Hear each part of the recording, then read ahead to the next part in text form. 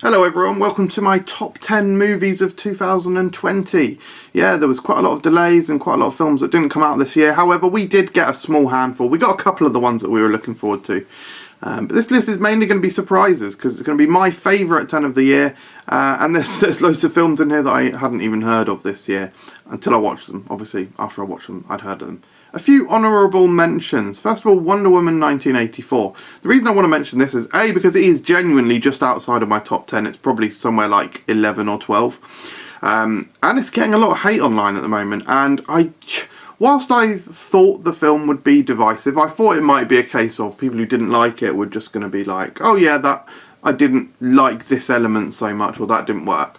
But it really seems to be receiving a huge amount of hate, which really blows my mind. Like, there is definitely a few problems and a few awkward and strange things that happen in it, like the treatment of one of the plot devices surrounding Steve Trevor is odd, and there's some odd things there, but it's got some stunning visuals. It's got some great colour, some bold action.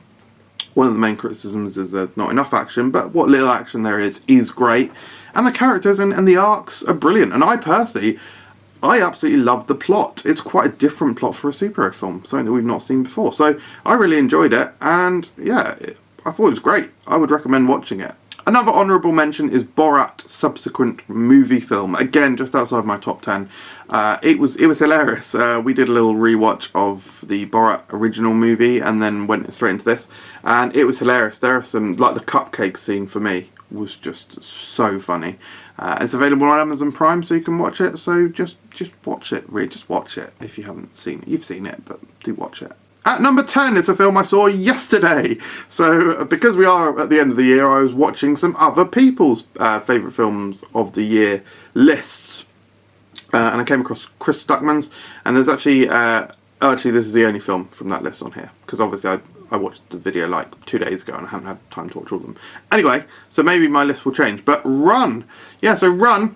If you go on Letterboxd, you'll see it's actually, so Letterboxd is a sort of a movie rating app, and sort of, if you just speak to people, this film doesn't actually have that high reviews, which I was stunned to hear after watching it. Like, I obviously saw it in Chris Stuckman's favourite films of the year list, so I thought, oh, that must be good. Watched it, it blew me away, incredibly thrilling and tense, great performances, and it's basically like Misery on steroids. But different relationships and all this sort of thing, and I just thought it was fantastic. So I was really surprised to hear that it was getting average acclaim afterwards. But you know, different strokes for different folks. I loved it. At number 9, it's another film that I saw just yesterday actually, which is Palm Springs. So starring Andy Samberg and Kristen Milioti. I've only just heard of that woman, so that's why I don't know how to pronounce her name. I'm sorry. She also popped up in Death to 2020, and she was one of the funniest things in that as well. She was brilliant in this. Andy Samberg is as good as he always is. This is like a time loop comedy. Time loop romantic comedy. Really funny, cool plot. I do enjoy it when you get like a sci-fi film that has a good twist to it. But there's a sci-fi film, and when I say twist, I mean like a different kind of hook. I wouldn't say this film is twisty. But it's just got great characters, and it's very funny, and it's just really well executed. So yeah, Palm Springs by number 9. At number 8, it is a streaming movie that blew us all away I think it came out in the summer, so they made it in like a couple of weeks. They made it in something like 6 weeks or something like that. Because it is set during the pandemic, so it's set on a Zoom call, which is already just scary enough as Host. So this was on Shudder, which is like an add-on to Amazon Prime. That's why I saw it. Brilliant. It's a classic sort of possession film, or like ghosty woasty stuff, but all done over Zoom. And the way that they use that technology and incorporate it into the plot is brilliant. And because, you know, we were watching it in, I think it was either lockdown or you know, this crazy year was happening. It felt authentic, and it was sort of like what we needed, and also it's short. Too many long films in the world. So this was like, I think this is just over an hour, something like that. And it is scary. It is a great scary horror.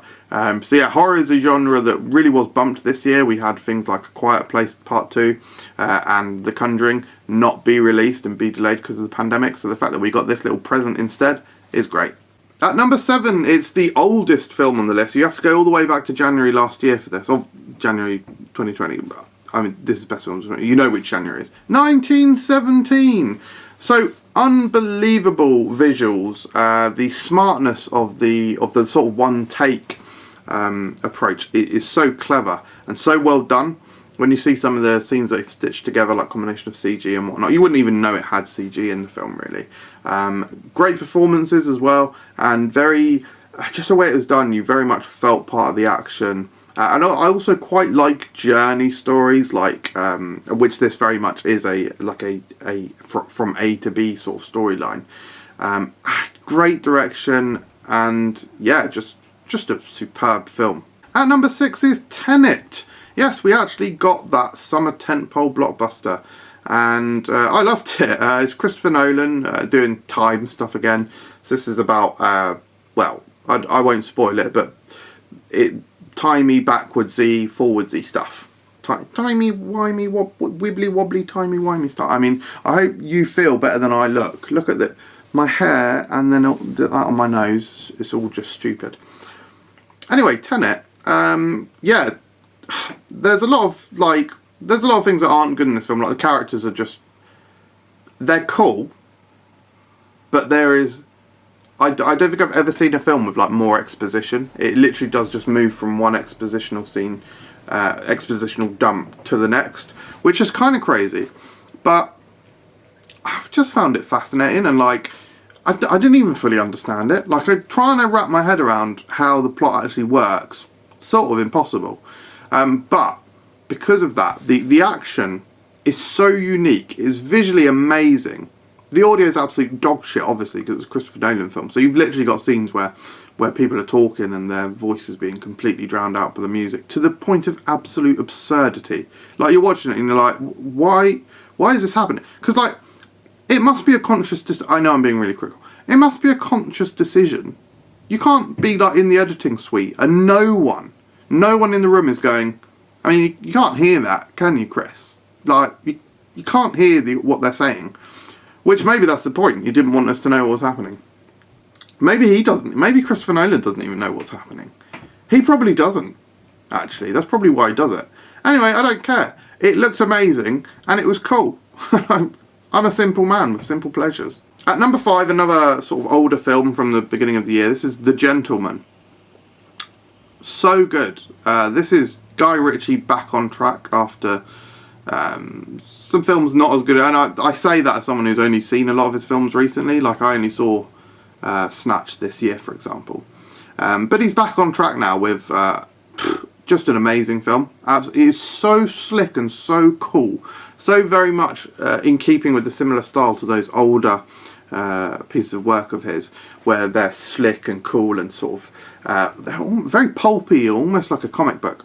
And the characters are incredible. This has what would probably be deemed a breakout performance for Hugh Grant if he wasn't already so well established. Like, I honestly think, like, between Paddington 2, this, and Death to 2020, Hugh Grant has just completely transformed his acting career. He's gone from bumbling, sort of charming man in rom-coms to, we're seeing now his comedical weight and his character-based stuff. It's just like absolutely out of control. It is great, and it's also, I really like I really like having an American star in like a British drug caper, comedy drama, thriller, banter drama thing. It's great. It's just so cool. So cool, fun storyline, and it's great. At number 4, it's another early one. This is one that I actually saw at the cinema before lockdown. This was really surprising. It's The Hunt. This is along the lines of sort of Battle Royale and The Hunger Games, that sort of thing. People captured and they've got a battle to the death. That sort of thing, but pretty much, roughly. And this is where I first came across Betty Gilpin. Now, Betty Gilpin stars in Glow, which I didn't know when I watched this. I saw this and I got out of the film and I was like, I didn't know who she was, but she was absolutely incredible. Her performance in this was amazing. As soon as I found out she was in Glow, I already knew that Alison Brie was in That's not the person's name. What is it? I don't know her name because I'm going senile. Glue cast. Oh, it is Alison Brie. Stupid. Who am I thinking of? Don't know.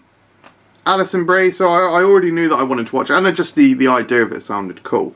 But as soon as I found out Betty Gilpin was in it, I sort of started watching Glow immediately. That's how good her performance was in The Hunt. And again, it's just my type of film. Cool action, somewhat gory in places, but I'm not really a gore guy. Just I like... So sorry, I just had to pause the video and now I'll restart. So yeah, The Hunt, brilliant, visceral, raw, rough and ready, well done. A really nice...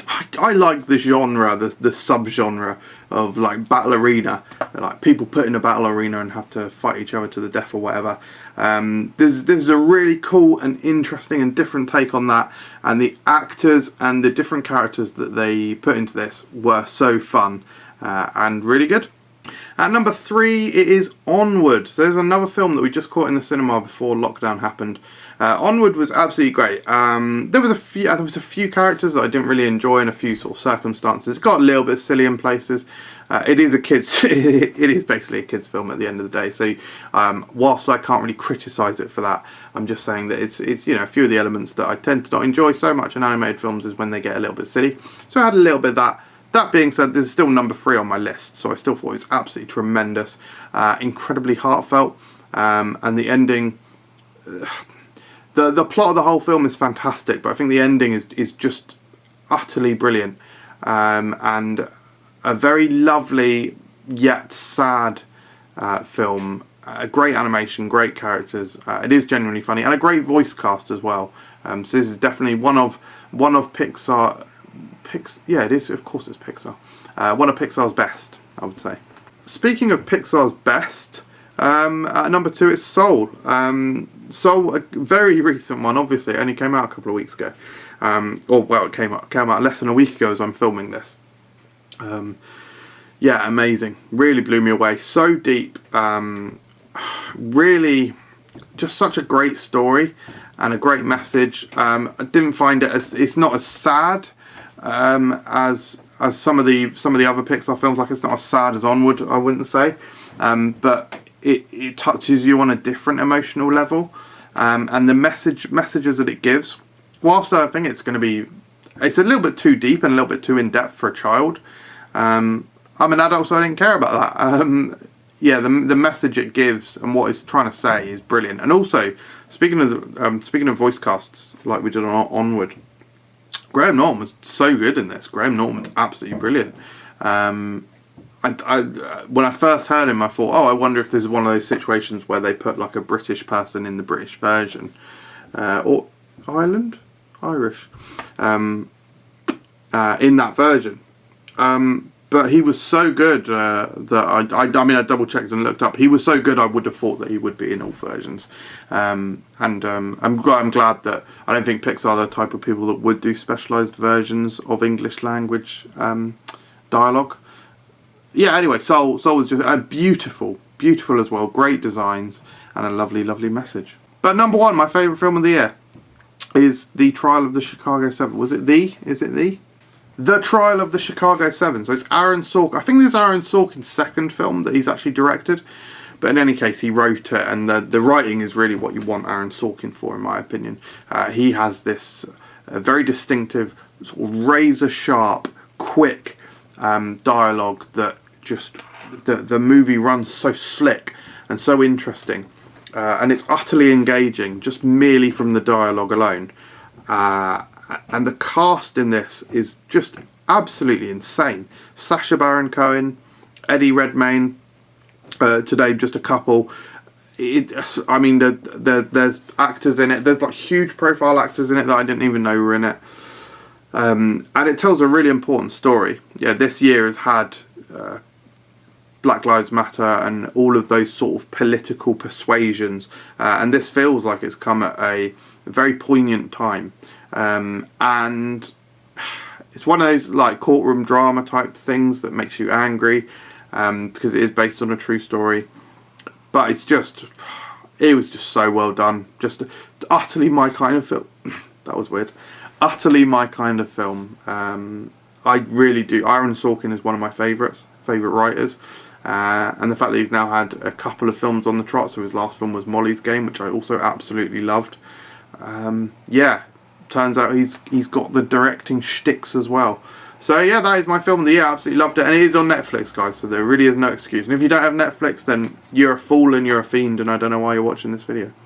No, yeah, not everyone can have Netflix, but do get it. I recommend it. Anyway, that was my films of the year 2020. Hope you enjoyed this video, guys. Why did I put this on my movie channel? Because it's sort of basically dead, but then sort of so is this one. Anyway, what were your favourite films of the year? Let me know in the comments below, and I'll see you next time. Cheers.